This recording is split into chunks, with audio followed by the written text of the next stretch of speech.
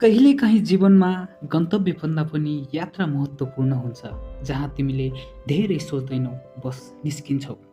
आज पनि त्यस्तै दिन हो। हामी दुईजना एउटा बाइक र एउटा सपना र याद लिएर निस्किएका छौँ, लम्की कैलालीदेखि काठमाडौँसम्म पहिलो पटक। यो केवल यात्रा मात्र होइन, यो हिम्मतको परीक्षा हो, यो भरोसाको कहानी हो र सायद हाम्रो जीवनको एउटा अविस्मरणीय अध्याय पनि हो।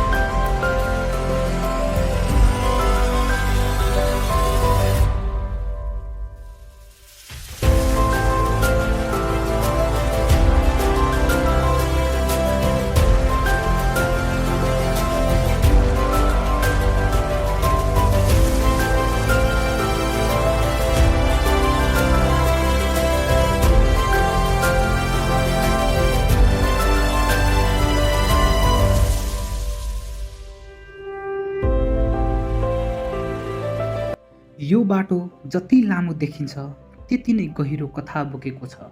कहिलेकाहीँ हामी गन्तव्य खोज्न हिँड्छौँ, तर बाटोले नै हामीलाई चिनाइदिन्छ कि हाम्रो वास्तवमा को हो भनेर।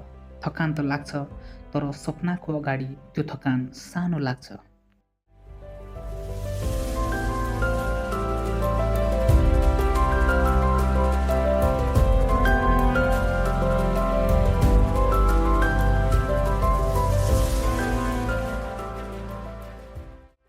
बिहानको चिसो हावा, सडक लगभग खाली र मनभरि एक्साइटमेन्ट। इन्जिन स्टार्ट गर्दा नै लाग्यो आजको दिन खास हुनेवाला छ भनेर।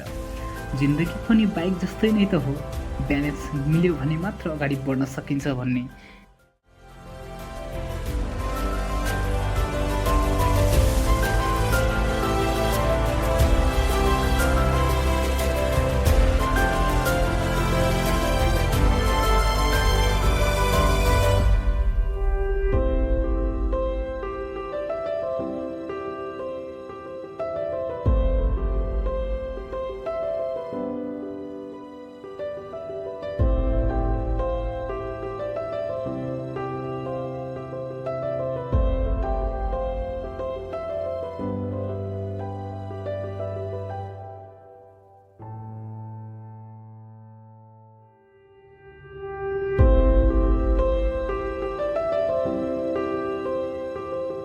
गाइस, हामी फाइनल्ली डाउनले पुग्यौँ।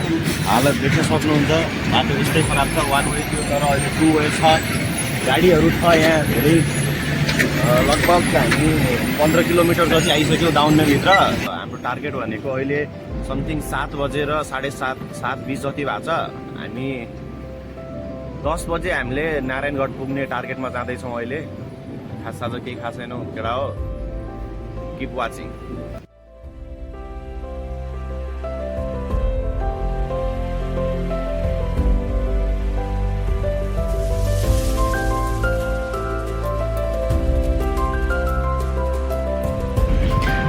यो अझ कति छ बाटो? 500 मिटर मात्रै। ओके,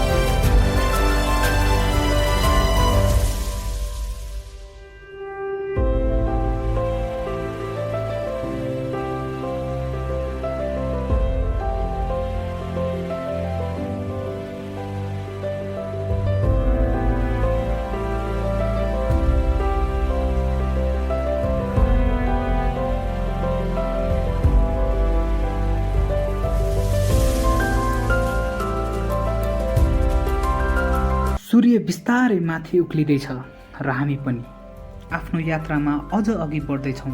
यो लामो बाटो कहिले सिधा कहिले मोडिएको ठ्याक्कै जिन्दगी जस्तै। थकान त लाग्न सक्छ, तर जब तिमीसँग राम्रो साथी हुन्छ त्यो थकान पनि आधा भइदिन्छ।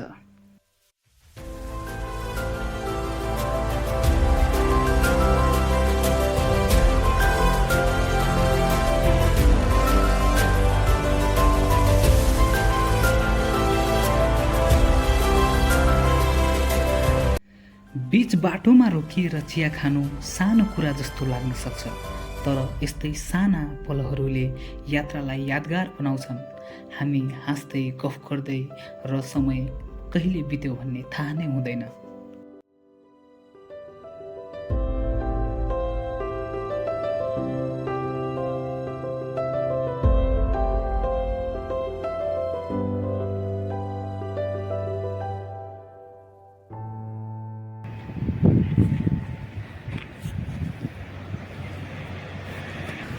अब हामी तिर्सुली पुग्छौँ।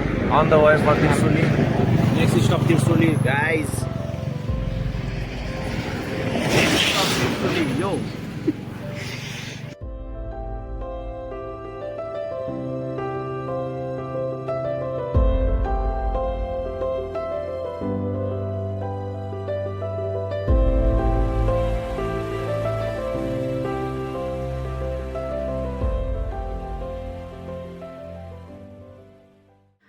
अब बाटो बदलिँदैछ, सिधा सडक सकिँदैछ, सुरु हुँदैछ उकालो हरेक मोड। एउटा नयाँ चुनौती, एउटा नयाँ दृश्य। यो उकालोले शरीर त थकाउँछ, तर सिकाउँछ कि जीवनमा सबै सजिलो मात्र बाटो हुँदैनन् भनेर।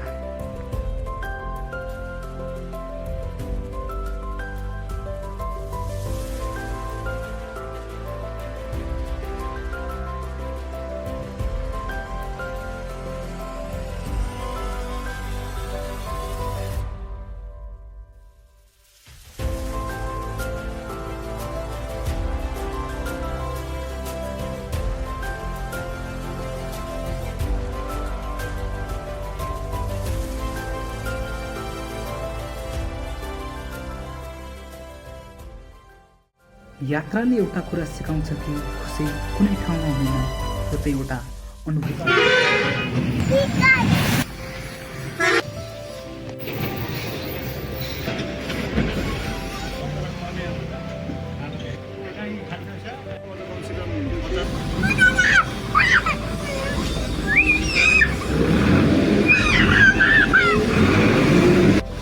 उधारी देना थे ठीक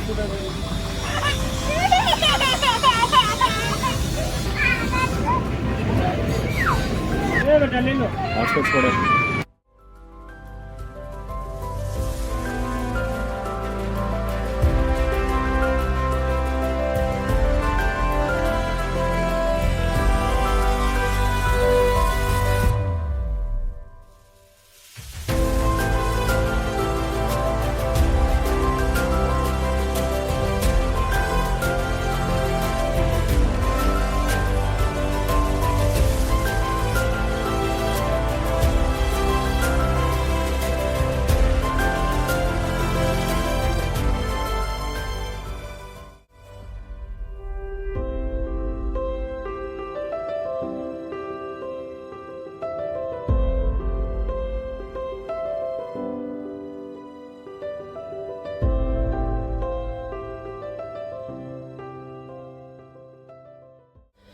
अब बिस्तारै काठमाडौँ नजिकिँदैछ, सडकमा भिड बढ्दैछ, हावा बदलिँदैछ र भाइब पनि। यो सहर सपना बोकेर आउनेहरूको सहर हो।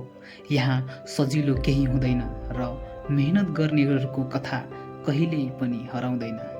यो यात्रा सकियो होला, तर यादहरू कहिल्यै सकिने छैन। त्यसैले त यात्राले जीवन खास बनाउँछ।